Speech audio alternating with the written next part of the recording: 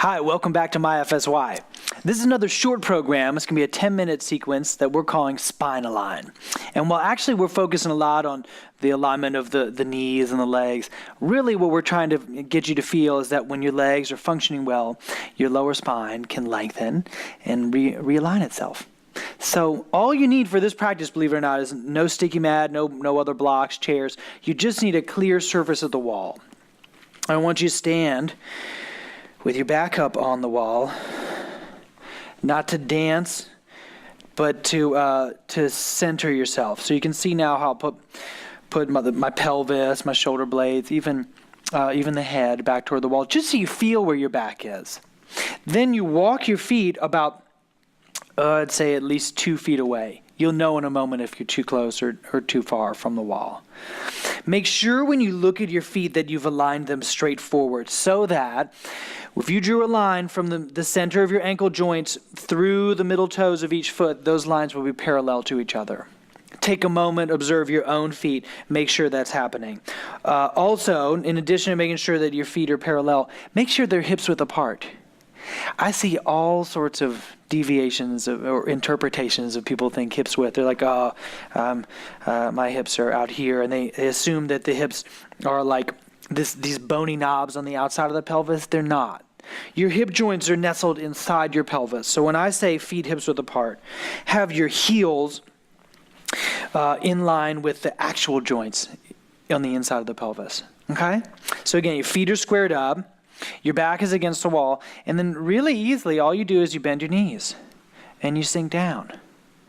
If your knees went way forward of your toes, then your feet are too close to the wall.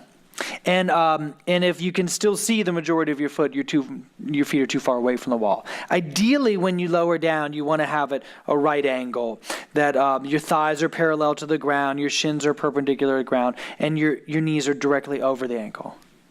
Okay, you come back up. Do it a few times. Track the knees right over the middle toes of each foot. Slide your back down the wall. Push down in your feet and slide back up. If you've ever done a Pilates reformer, it's kind of like the poor man's reformer.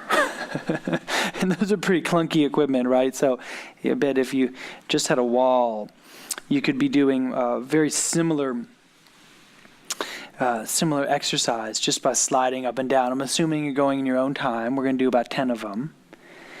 And again, the key thing to remember is the alignment of the legs. So your knees are tracking over the middle toes of each foot. And the feeling that your back can stay long no matter what your legs are doing. So in some ways, when you bend your knees and coming down, feel like your back could keep growing up the wall. Keep your back long. Do 3 more. The knees are tracking. The spine is lengthening. And clearly, the muscles of your legs are strengthening. So if you've been sitting for a long time at a desk, this is a really good one.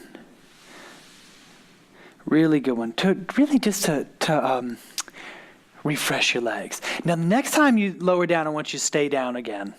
Stay down. So again, knees right over ankles. Make sure they're not splaying in or out. Keep the back of your pelvis against the wall, but lean forward and see if you can move your lower back ribs. The back of your diaphragm, let's say, your lower back ribs or kidney area. Move that up the wall. Then keep the distance between your lower back ribs and the back of your pelvis and just hold the pose. Hold the pose. Don't hold your breath. Don't hold your breath. Hold the pose. And for, let's say, 3 more cycles, try to maintain the distance between the back of your rib cage and the back of your pelvis. And then come on up. Straighten your legs, come up. Now your legs will probably be a little bit tired. Don't let them go soggy. Keep the kneecaps lifting up.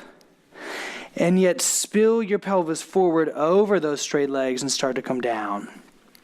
You notice here my hands are on my shins. You're welcome to do that same thing. Let out a few exhales, and you might find that your hands slide down the shins.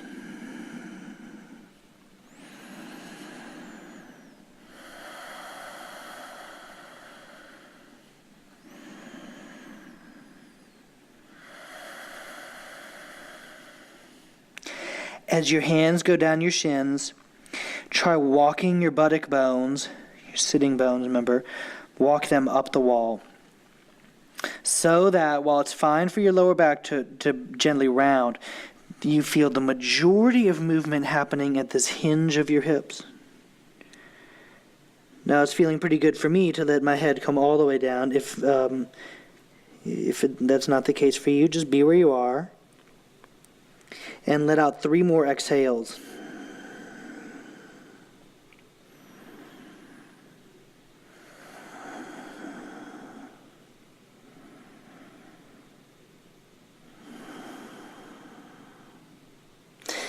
Then, retrace your steps. You would start to walk the hands up the shins, slide your buttock bones down the wall.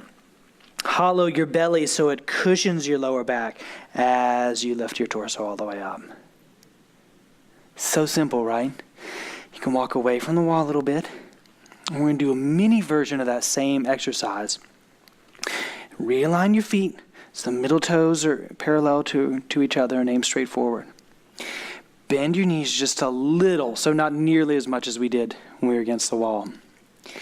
And instead of straightening your legs by just pushing your knees back, can you see this? This will be the quote-unquote wrong thing. That's kind of damaging to your knees. Instead of doing that, get the feeling that you push down in your feet to stand up tall. One more time. Little bend in the knees. It seems so simple, but sometimes we forget how to operate our legs. Push down in the feet, stand up tall. Now you make your knees straight, but not locked. Straight, but not locked, and that's super important. Last thing, bring your hands together in front of your chest. Interlace your fingers and stretch your palms forward. And as you reach through your arms, slowly take them up overhead. Turn your head a little side to side. Those of you who come to my public classes know that I'm always in a kind of dorky way, always turning my head as though to say no. But that's just because I don't want tension in my neck. I just want this wonderful extension in my lower back. Once more, feel your feet on the floor. Find the straightness of your knees without locking them. And reach up through your arms so that all the little compression that's been in your lower back all day, all that compression starts to evaporate. Breathe. Reach. And then slowly release, arms down to side, all the way down. So simple. So simple. We love these simple poses. The last simple pose in this series, instead of your butt against the wall, feel your feet, hinge forward from your hips. Do the forward bend by holding your elbows this time. Remember not to push back on your knees, instead push down on your feet. Even though you don't have the wall, still lift your buttock bones up as though they were climbing the wall. Even though we're talking about your lower back, remember the whole thing's connected. If you can soften the back of your neck, you'll probably feel that your lower back softens accordingly. Last 3 exhales.